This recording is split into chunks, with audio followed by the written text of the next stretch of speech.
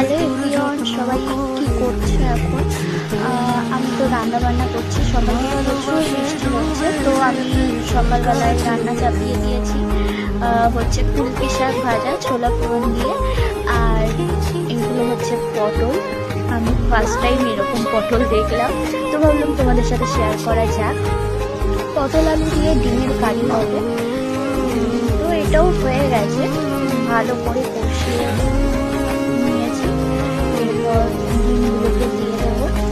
আর আমি কিন্তু রান্না মোটামুটি ভালোই করি, কেউ খারাপ বলবে না, আমি নিজেই বলে দিলাম আমি কিন্তু ভালো রান্না করি।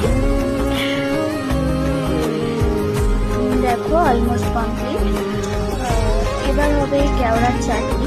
এটা এখনো বাকি আছে, সিদ্ধ করে রেখেছি, এবার করবো।